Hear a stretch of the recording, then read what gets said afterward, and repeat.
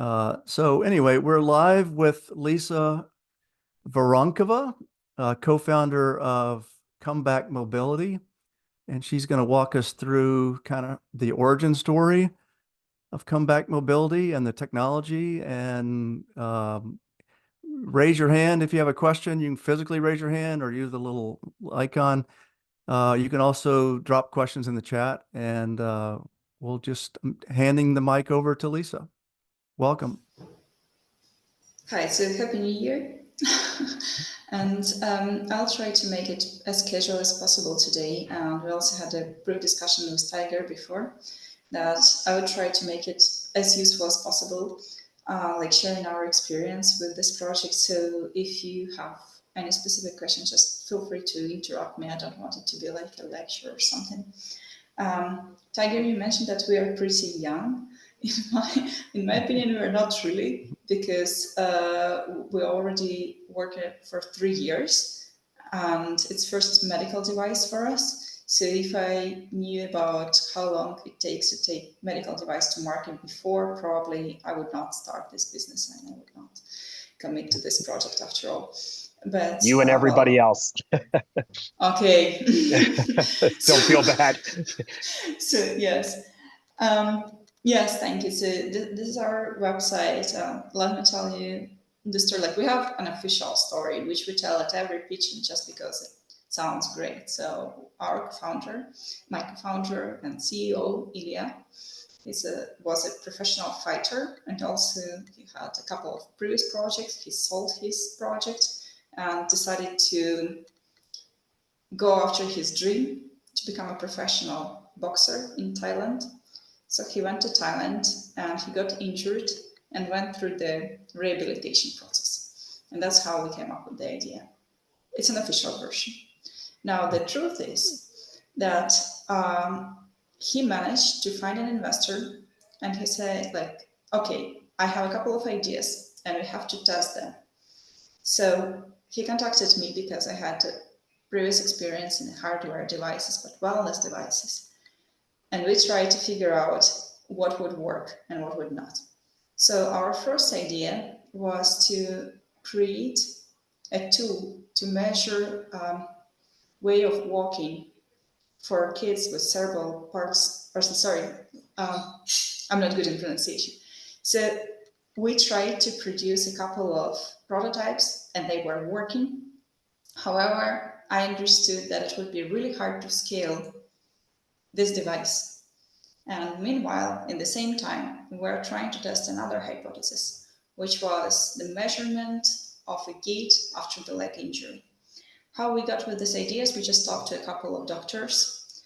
And also this was something relatable because Ilya was going through the rehabilitation. It took like half a year for him to recover after the injury. And for a professional boxer, it's like way too long, because half a year without training, it's just like end of his career as a boxer, maybe for better. So when we tried to dig into this topic, we realized that starting like 50 years ago, like starting 1970, people were trying to figure out how to measure the gait, how to measure the partial loading on the injured leg. So there were a couple of suggestions, like try to step on the egg without cracking it, or try to step on a bathroom scale and memorize the feeling and then walk like this. However, like, should I mention that based on how tired you are, based on which medicine you're taking, your perception of how painful it is, right, can change.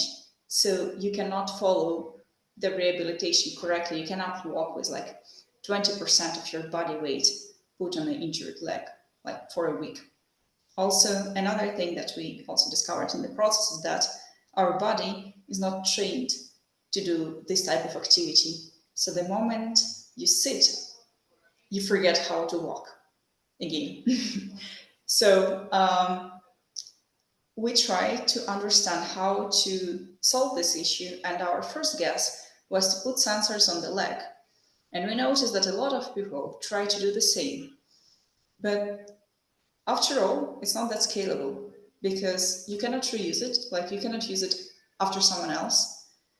it's not comfortable, it's not fitting any option. So like if you're, for example, in Norway, the weather in summer and the weather is in winter are completely different, and your solution should match with every shoe.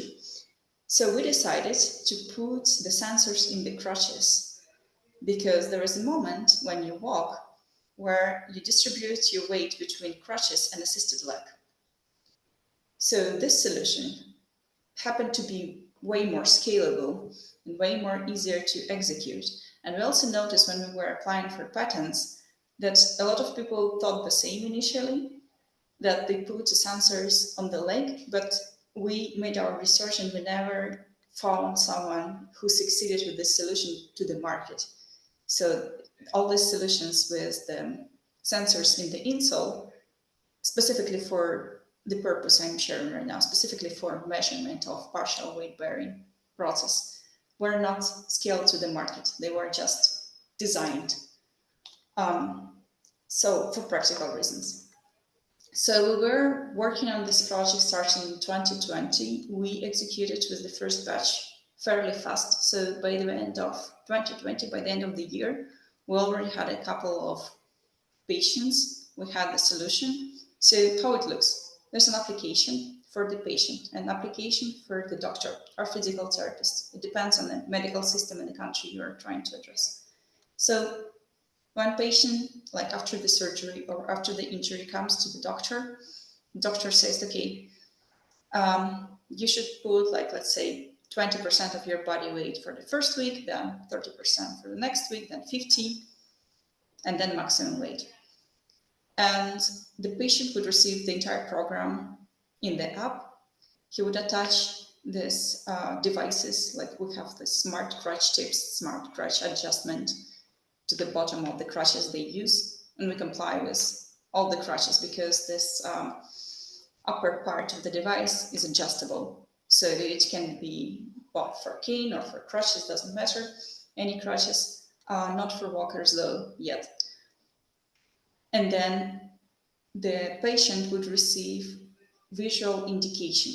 So in simple words, the devices are blinking. And so the person would understand if they're stepping too hard or too low.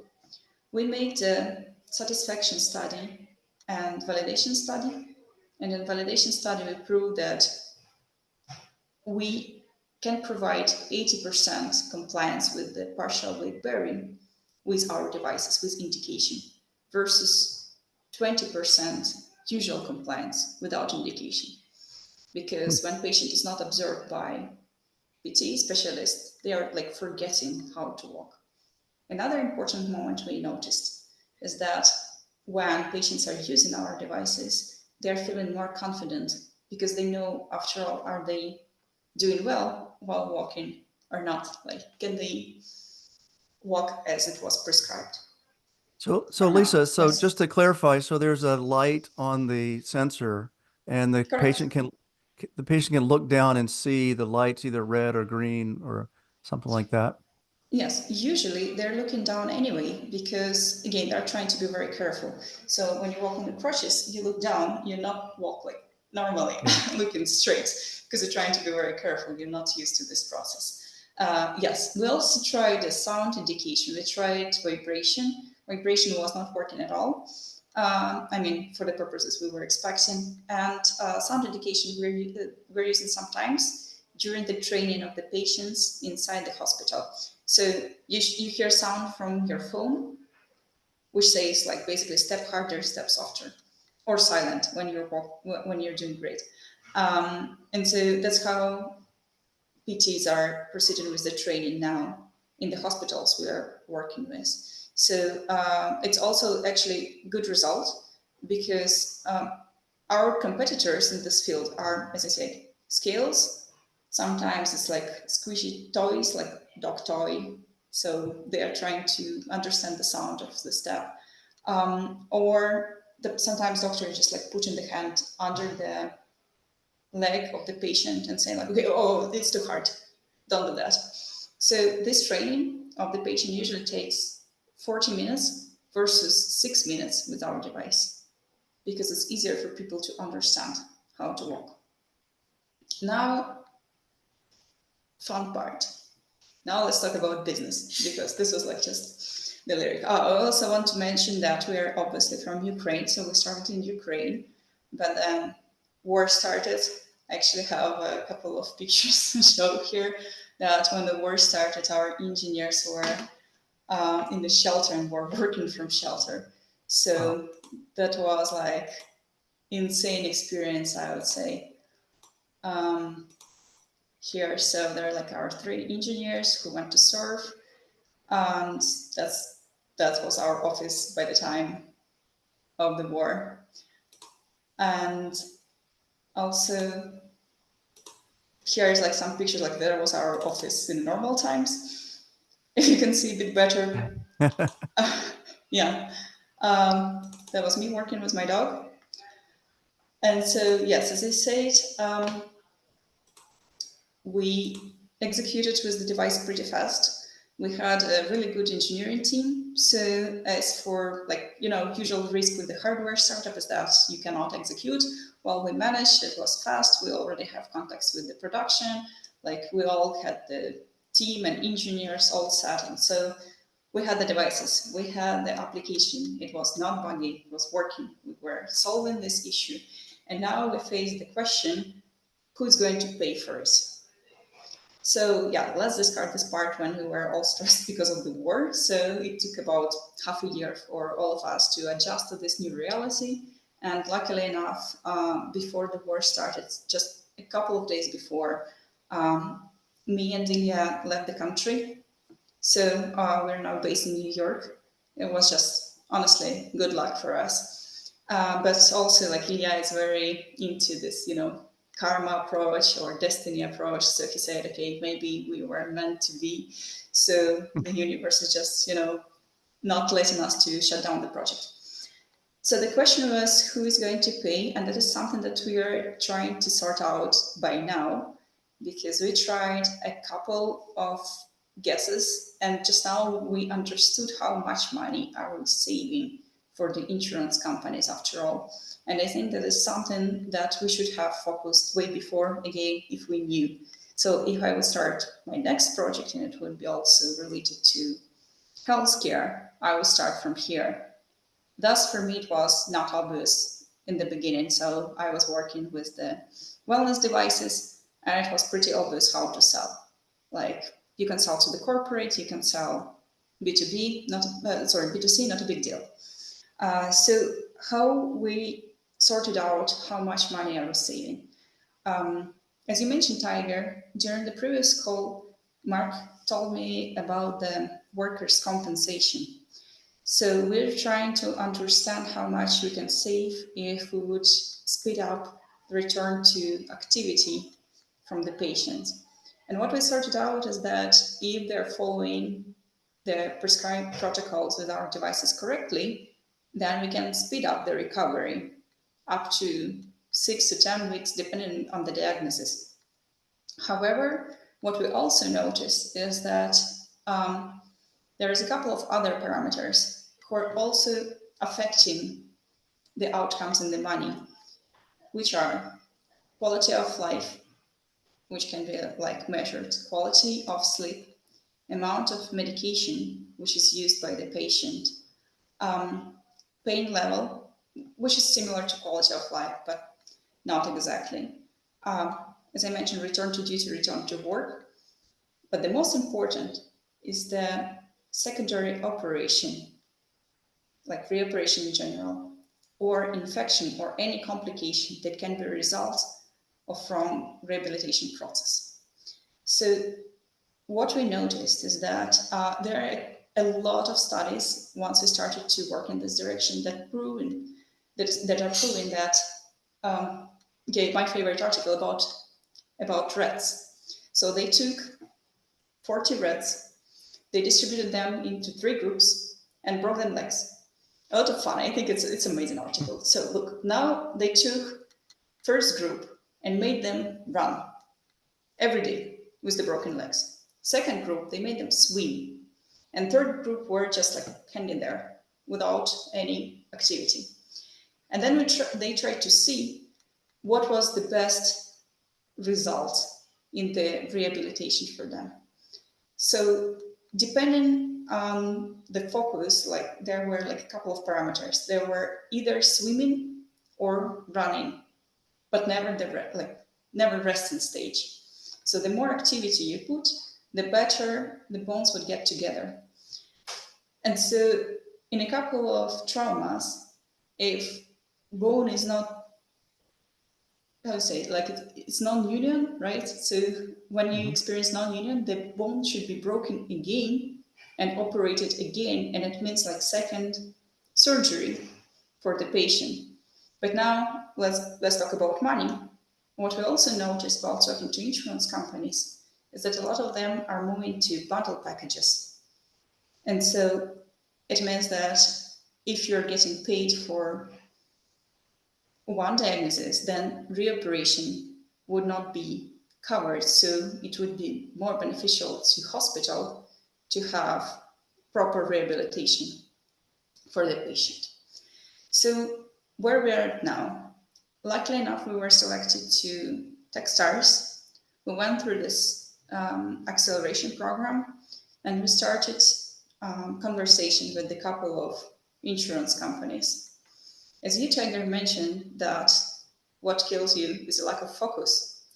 We believe that the best focus for us would be on the insurance companies and trying to very precisely calculate how much money we can spend given all this, what I mentioned.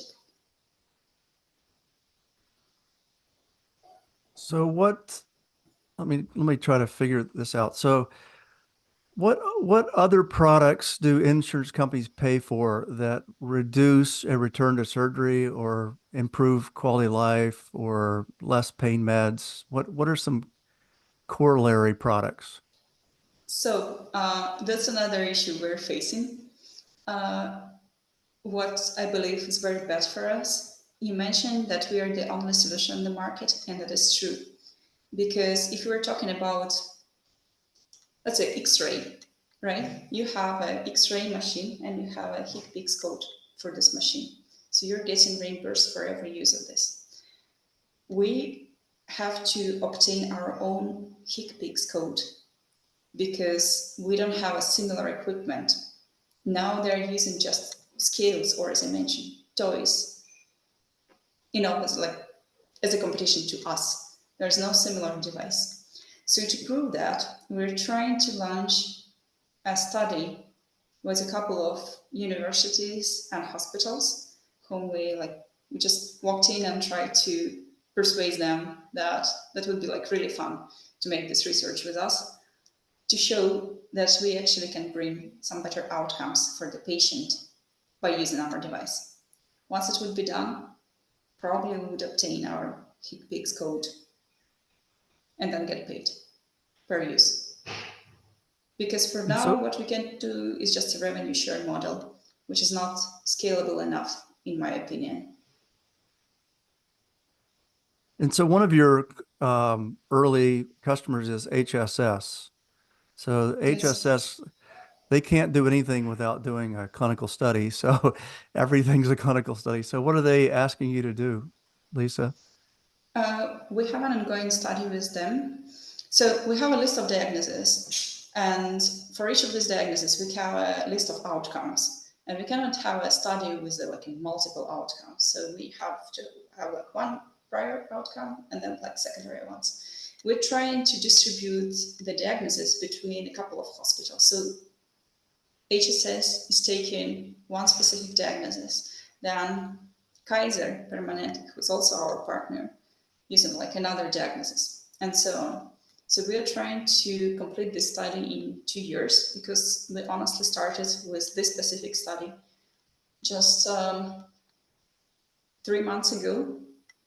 Before that, we were doing satisfaction study, FDA, all other certification, HIPAA compliance, and all the regulation you have to do before you get to humans. So yes, sorry, Mark, you have a question? Yeah, Mark, go ahead. Yes. First of all, Slava Ukraini. Героям слава, дякую. Not a show. Are you using RPM codes to pay for the treatment? Yes, we tried.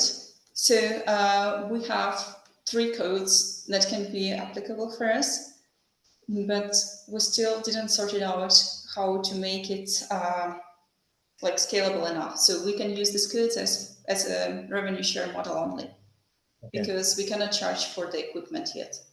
Right. Well, we obtained 1 HigPix code, but we failed so bad because it is had like 0 reimbursement. So we got the paper where it says, okay, have this code with 0 reimbursement.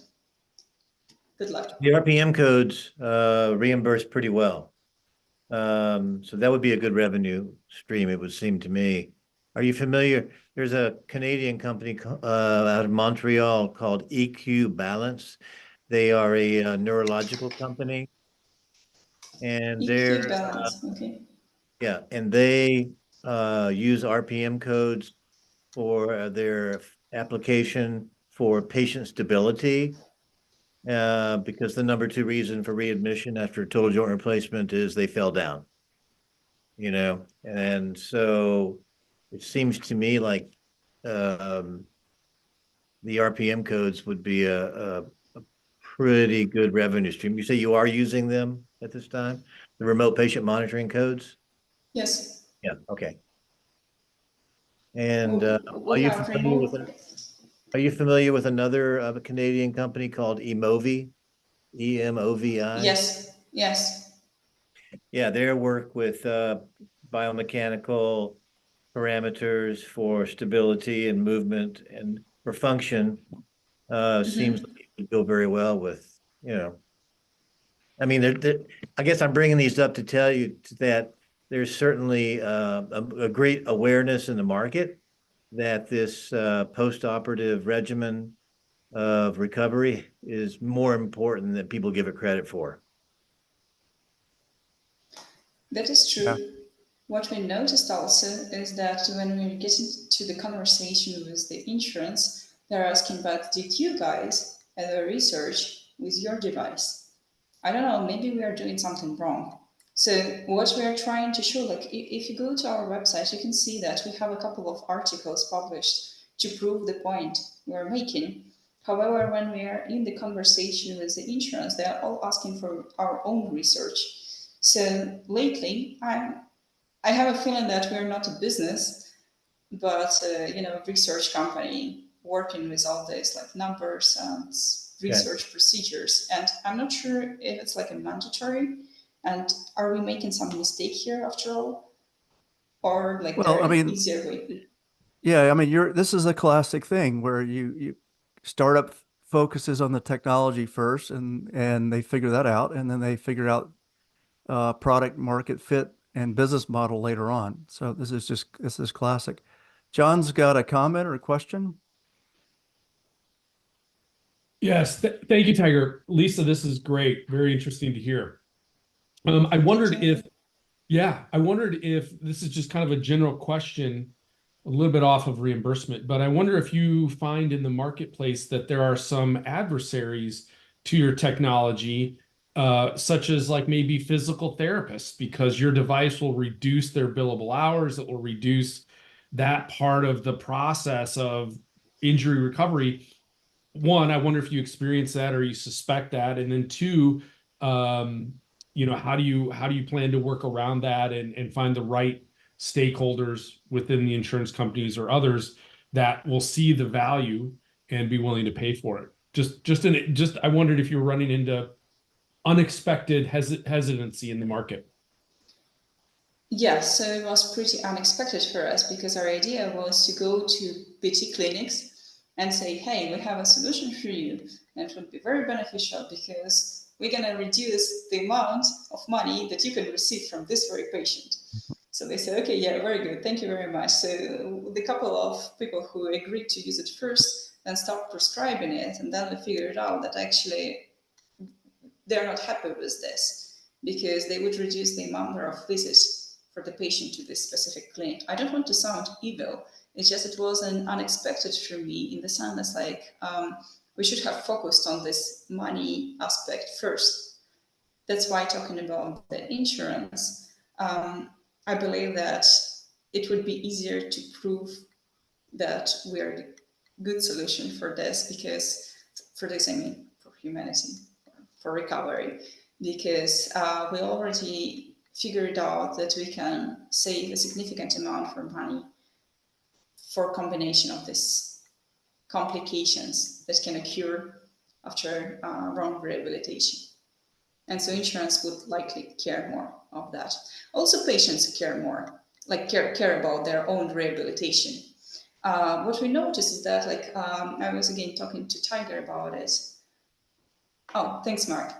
I was talking to Tiger about it, like who we're focusing at, and we focused on Medicare specifically now, because what we noticed is that if seniors are using walkers and not rehabilitating fast enough, then they're getting addicted to using walkers.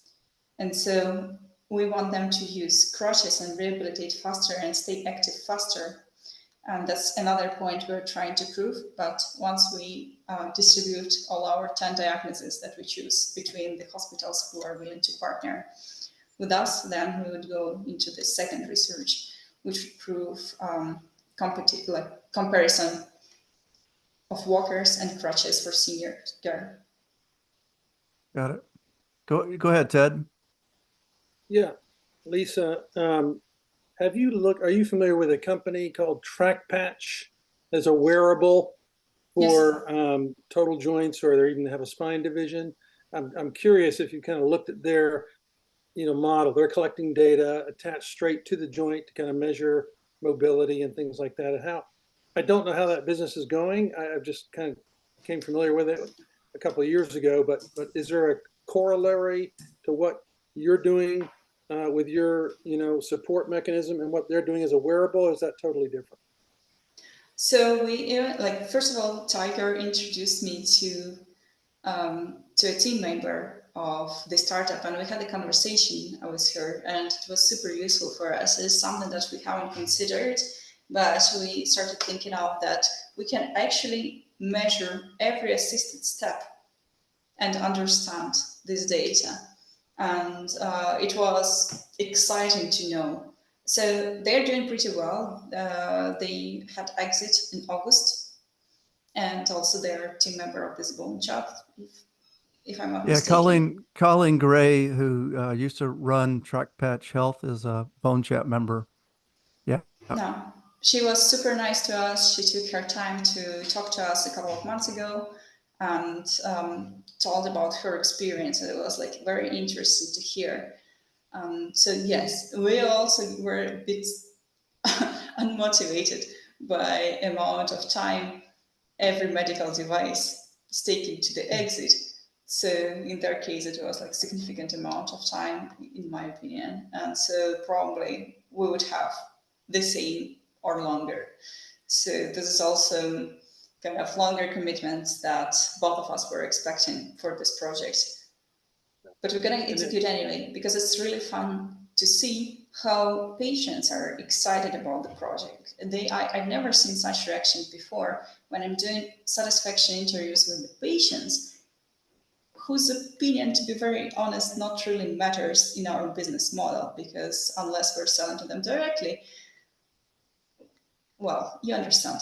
They were so excited. They were so happy about the product. They were saying, okay, I was unable to walk without it. And I also cannot imagine how I would be walking and going through this rehabilitation without this product. So my other thought for you is military applications for rehabilitation of military soldiers and people in the military, and maybe partnering with a service disabled veteran organization that can kind of give you an inside track on potential innovation grant opportunities through DARPA, other places to help fund, but also getting their name associated with your research would be helpful. Have you looked at that or have any contacts in that space?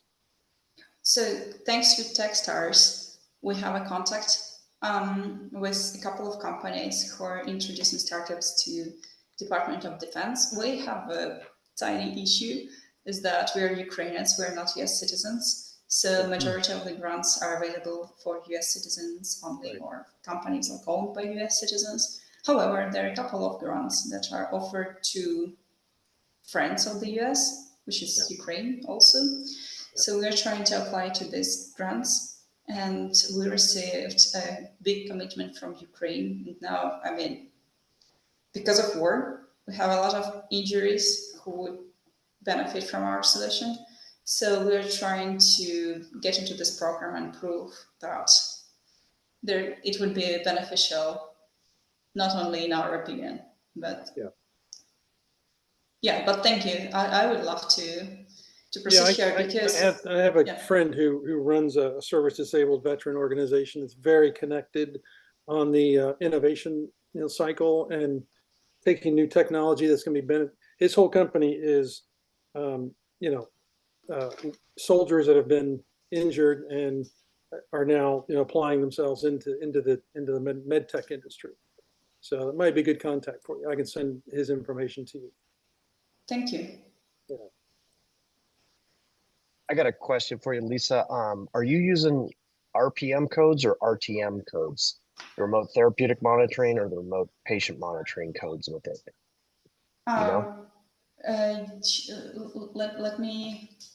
Let me look specifically which codes we're using, because I have them listed. We're using 3 codes now. So it's remote patient monitoring, it's initial device setup, and third one, I don't remember the name. It's like training. Okay. The code that we use during the training of the patient. Okay. You're probably using RTM codes. I would look into that because RPM codes were more for oxygen, heart, those type of things. When they came out with the RTM code, that was specific for remote therapeutic monitoring for musculoskeletal devices. And you should qualify for that. If I get your email, I can send you a kind of thing on that if you want to see it, just to make sure you're using the right thing. I can tell you in the world, I'm in spinal bracing now. I used to be in orthopedics and spine for 20 years. The guys I know that do trauma and ACLs and all of that stuff, if you can use the RTM codes and they can bill for it, you'll be amazed at how much traction and how much support they will give you to try and get this on crutches that they're giving patients, because then they can monitor it and they can have their PAs and nurses bill for it. So I don't know if HSS is doing that or any of the other ones that you're looking at. But there's kind of the orthopedic doctors love to add on billing if they can, and depending on the state, it's like $75 to $150 a month that they can bill for it. So the trick here is that you cannot actually extend the amount of codes you're using really much without insurance questioning it. That's another where we noticed. So the only thing that they're trying to add on here is that this remote patient monitoring, I shared it in the shared chat. There's these 3 codes we're using. However, I still believe that if and when we obtain HICPICS code, reimbursable this time, then it would be a bit easier for us. Oh, it definitely is where your money is going to be, is in the HICPICS code, but it's tough.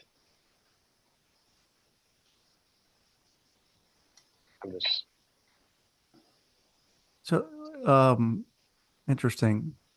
So Lisa, what are the, those are, I may have missed it. What's the labeling or the claims that you are presenting? I assume there is a class 1 device and you've been through all that, but what can you claim to the hospital or physical therapy center or?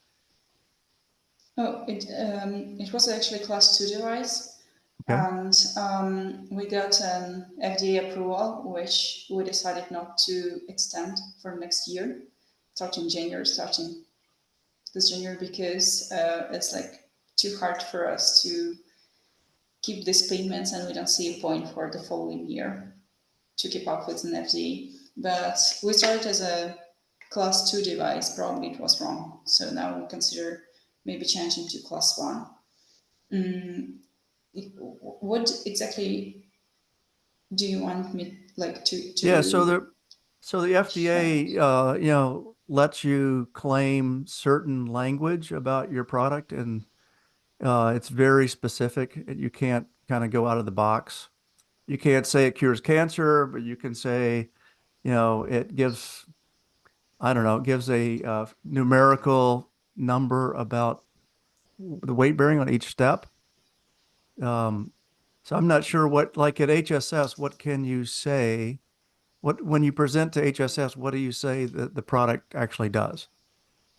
So we're saying that it's, first of all, reduce the time for the physical therapists to explain how to train the patients so they can increase the volume of the patient coming to the physical therapy with the same amount of money per patient. And then we're claiming that we can speed up the recovery. And you'll prove that with enough clinical trials. So yes, there's our partner is a Dr. Pishtua. He's from Netherlands, but he made a couple of research all over the world who is showing that when the patients are following the protocols precisely, then the rehabilitation can be speeded up significantly, but only for a couple of diagnoses. And what diagnoses are is it trauma? Is it post-traumatic mostly? We have ankle fracture and calcaneus fracture that are proven, and the rest is just a hypothesis we have. But our main claim to the hospital is that your doctors would work less, your PT specialist would work less with our device. Well, that's really valuable. It's the whole reducing friction for the customer theme that we've been talking about for weeks. Yeah. Andrea's got a comment or a question? Yeah, I did a little quick patent search to see, because you said there's not much on the market, and it is surprisingly, just a few minutes, so it's not a full search, but there are very few patents as well, US patents. There's a lot more foreign patents out there, but interestingly, a lot of stuff that came up was exoskeletons and other kind of like walking assistants that had sensors and stuff in it. So that might be an alternative way of figuring out who's paying for those. If they are out on the market. So maybe not crutches, but if it sounds like it would be the same kind of potential benefit and potential challenge with payment. So you might want to look into that. And I saw you guys have a PCT patent application. Oh, we have 5 of them, and we have two patents issued already. Awesome. So actually, there are a lot of patents also about this assisted devices. So, for example, there's also a patent for smart cane and so on. But all this were designed inside some university, probably for someone to get a PhD or something, because they were never executed. And the businesses that we found were using just smart insoles, and later on they decided to go for, I don't know, gait research or gait analysis, which is a different area of application. Because actually the sensors we're using are bulky, like it's not comfortable to walk with them all day. And you have to. Sorry, there was a question from Ted? Not really. Okay, thank you, yes. We have a couple of friends, also like startups, who are doing skeletons, like exoskeletons, and also devices for rehabilitation when you just like put like the Icarus, right? I think it's kind of similar products to ours, even though the shape is different. But how to say, like they have a code for exoskeleton. You already have a QuickPix code, and we still are about to get ours. So that's the main issue we're having now. Yeah, so Lisa's got something that works. It gives instant feedback, it helps with compliance, it helps with better clinical results. It's just got to figure out the business model and the incentives and how to, who's the primary customer and what code is needed to reach that customer. We got a lot of smart people here.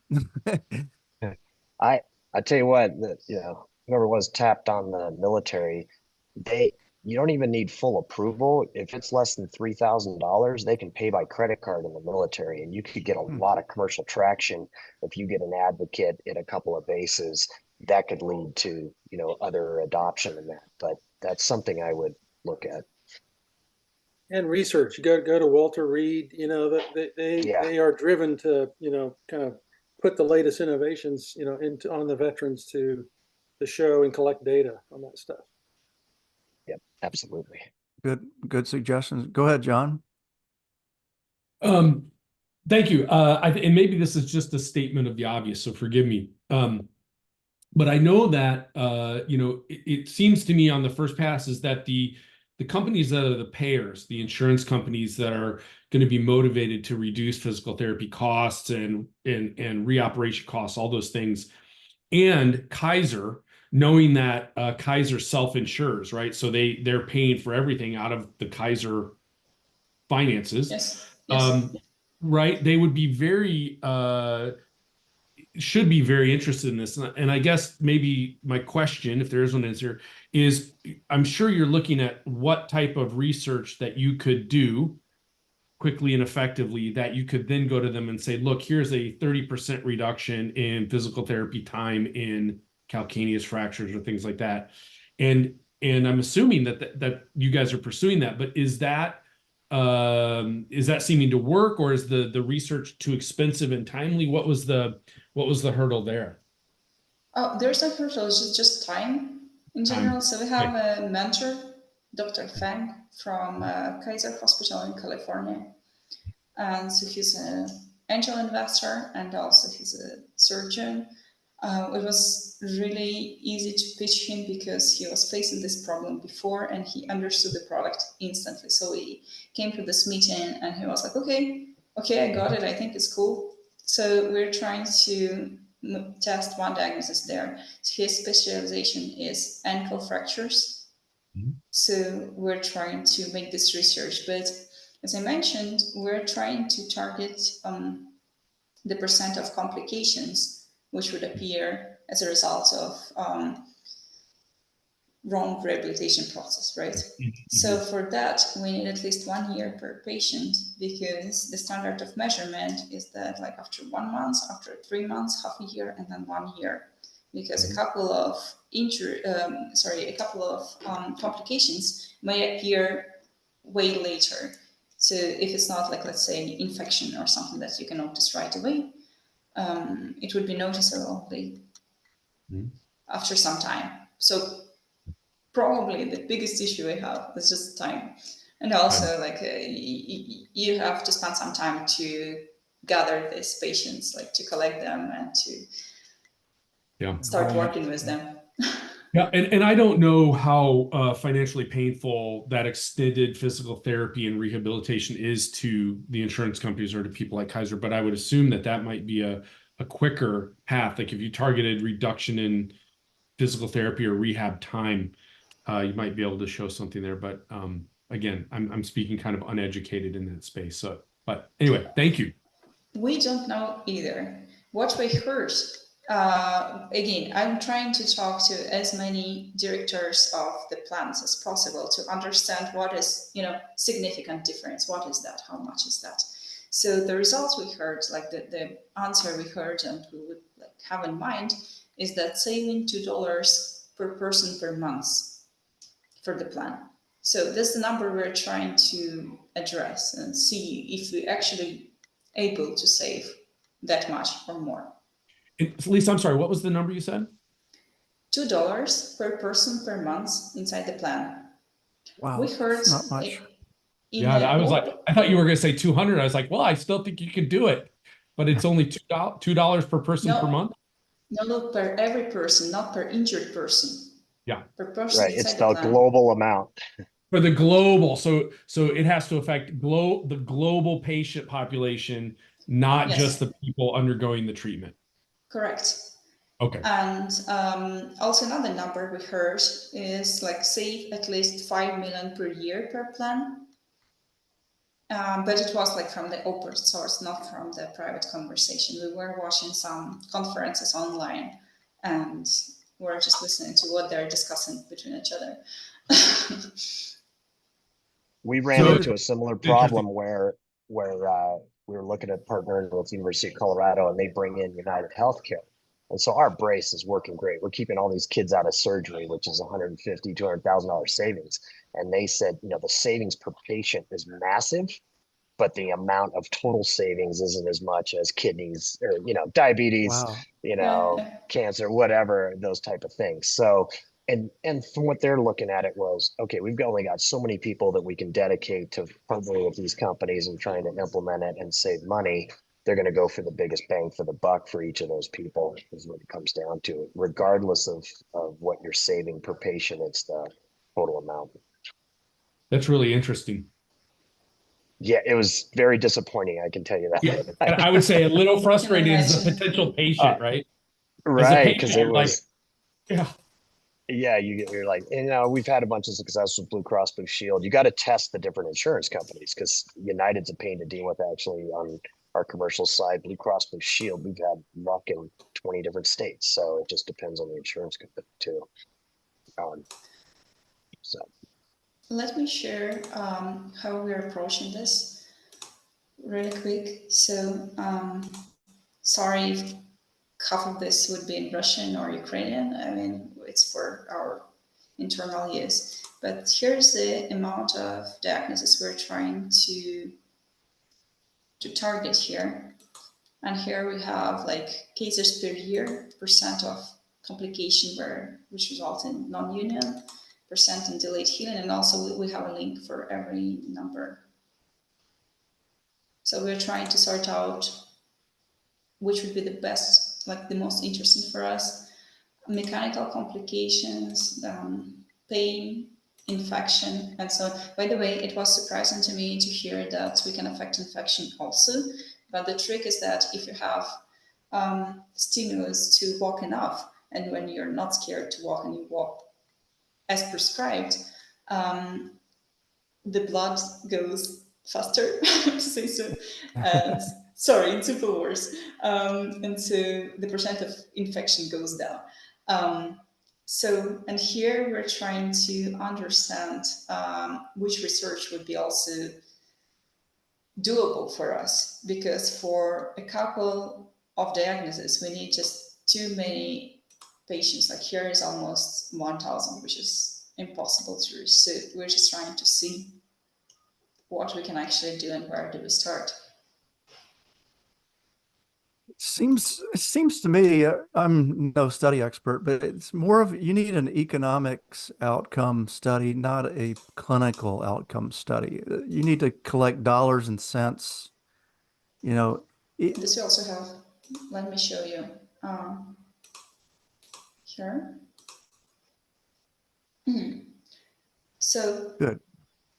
So here we cost for like readmission in total and risk per patient. So for example, some things are pricey per case, is what you mentioned right before, pricey per case, but not affecting the entire population as much. So of course, we're trying to understand where we can save the most. Interesting. Really interesting. Oh, and here's like another one specifically for Kaiser. I just believe that maybe it would be also helpful for someone. So like, feel free to reach out. I'm not sure if we're doing it right because we're doing it for the first time. But here we're calculating the cost and also for different plans for commercial and Medicare, trying to use the open sources. So not every number here has a link, And also from different resources, we have different numbers, but that's pretty much it. Yeah, Kaiser would be a great partner because they can mandate the use of this. Absolutely. And they love the remote monitoring. They do it for glucose delivery and because it's tied into your phone. And if you're not taking your insulin properly or whatever, they'll actually reach out to you and say, hey, we need to get you in and have a little chat because we don't want you showing up into the ER. So they are proactive on that type of stuff, but you have to have a surgeon be an advocate. It's tough just to knock on the front door at Kaiser. If you can get a surgeon that'll take it to their innovation committee and say, hey, I want to study this and I want to do this, you can really go some places. And if it gets some traction, Kaiser Ventures also supports companies too. So it's a good thing. We're early on that path for going through Kaiser, but that's where we're trying to go. Lisa, what are you specifically doing with Kaiser right now? I know you have an investor and ankle fracture. No, we are not investing yet. Yep. Oh, we're but trying you to have a build physician. relationships.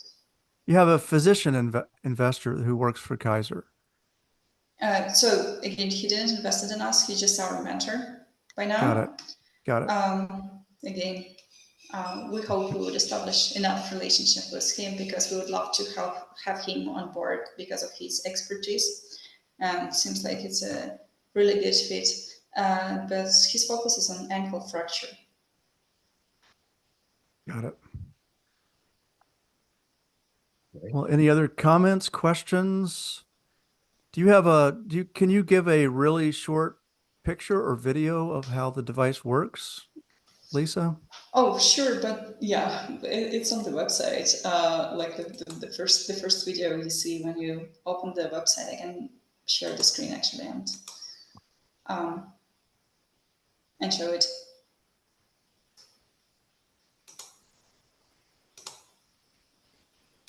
Give me a second.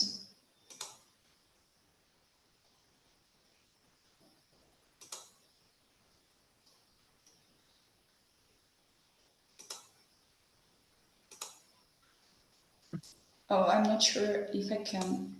You may not be able to. Can share the screen. Yeah, but here's the link. Here's the link to the video. It has like just 60 seconds. Okay, and perfect. It just explains everything. Oh, the only thing is that in the video we say that we also have web interface, and we decided to cut off this functionality because of some recent restrictions in the hospitals. So we're using just the mobile applications by now. Okay. So the device talks to the patient's cell phone. Through cell phone and also like physically. We tried to build some sound indication, but what we noticed is that if you use it outside of the hospital, it's not very helpful. So we built a second version of the device without it because this like beeping or dynamics are not helping you enough.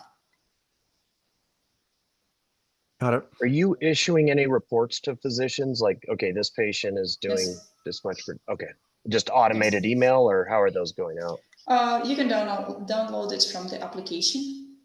Okay. Then you can see it per each patient. So we have application for doctor and application for patient, and doctor can see all his patients. So they can download the statistic from each of them.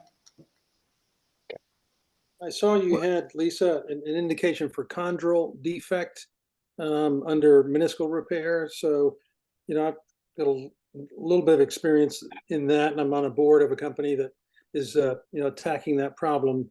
But it'll take an FDA PMA study. But their solution, their claim, they want to claim is immediate post-op weight bearing capability. But what I've asked, the management team is, how are you going to measure that? And maybe this is, I can connect you with them, and this is a way, to incorporate this into their study to kind of show that their solution allows immediate weight bearing versus, other solutions that don't, and, let that be a value proposition for them.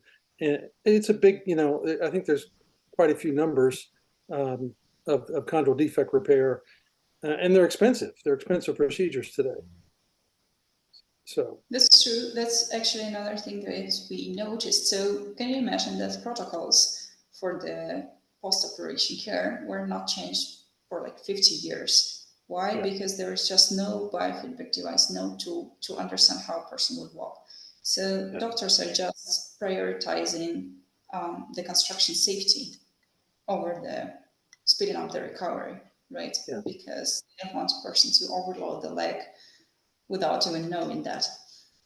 That's something else that we noticed while working with our mentor, Dr. Krisztivan, who's trying to design new protocols of rehabilitation. But again, it's still hard to implement in the industry by now because we don't have the tool. I mean, we have the tool, but we're still going to prove that this tool is working, right, in the study. I'll connect you with the management team, the clinical team. They're a Scandinavian company, and this is a big deal to them to prove that they can. If that's they can a show. Scandinavian company, maybe we're working with them already. But okay. Yeah, it's Askel Healthcare out of Helsinki in Finland. Okay, no. Okay, Maybe with our competitors. I'll send you. But that's I'll send you the info. That's a great point, Ted. I mean, that's another angle where just to get off the ground, ComeBack Mobility could be a clinical trial company for a while, you know, Generate because data. yeah, everybody says partial weight bearing and nobody's measuring it. And for clinical studies, you need to actually measure weight bearing. Go ahead, John. Hey, thanks, Tiger. I wanted to reinforce one thing that you said is an important factor is the entire econometrics model. So creating a model that shows maybe in ankle fractures, the entire time savings, all of those econometrics that will add up. So you'll have it won't just be the reoperation savings, it'll be that whole model that you can build out. The reason I bring that up is it was very, very helpful for the startup I just got off the ground, Endeavor Orthopedics, is because the implant itself was much more expensive than wires and pins. We had to really demonstrate, and we were in the process of proving that there were other metrics that would apply to the cost savings for some, not all of the stakeholders, but some. And then and I just think that will be an important factor in terms of that. The other piece is what I wanted to say is what Tiger just said was that we wanted to make the claim that one of the reasons that the implant that we had manufactured deserved a premium price was our hypothesis was that patient early mobilization, right? It's an AO founding principle, and that if they put a plate on the patella and tied the extensor mechanism all together, patients would be able to mobilize sooner. And so we knew that some of our doctors were doing that, but we had no real data. So I think to Tiger's point, there might be other fracture or products that would really like to be able to demonstrate using your product that, look, we can show that these patients mobilize earlier and more readily. So it's an interesting comment that Tiger said that might be a clinical trial tool that other startups or even beyond startups might want to use, because we couldn't officially really make that claim. We had to always say our hypothesis is that your patients will mobilize sooner. Anyway. Correct. Thank you. That's a great point. Thank you. Interesting. Well, any more comments, or should we wrap? We're basically hitting an hour. That's Thanks. great. Wish you all the best. Let me know, if I can help you with my service disabled veteran friend, and I'll connect you with the folks in Helsinki as well. Thank you so much. Beautiful. Yeah, good luck, Lisa. Good luck. Thank you. Thanks, guys. Yeah, I guess it's a wrap. Thanks, So Tiger. next week we're going to go back to Thursdays, and so January 11th, Alyssa's going to talk about her porous pedicle screw for basically drug delivery or anything you want to deliver through a pedicle screw, antibiotics. So that'll be really interesting. Great All stuff. right. Thanks, guys. Happy All New right. Year. I've got to Thanks. be at the, I'll catch you Jamie? later. I'll be at the Consumer Electronics Show, and Lisa, you ought to think about that for the following year. There's a whole med device section for connected devices, and there's a lot of fun. There's a lot Where of is that? investors Where there. is that, Jamie? Vegas. So it's like JP Where Morgan else? right into CES. Yeah, Where else would it be? But it's amazing how much money is in that for connected devices. It's something you ought to look at. Yeah. Anyway, Excellent. All right. All right. Good luck Happy with New that. Happy New Year. Year, thanks guys. for the invite, Yeah. Tiger. Take care. See you next week. All right. Bye-bye. Bye.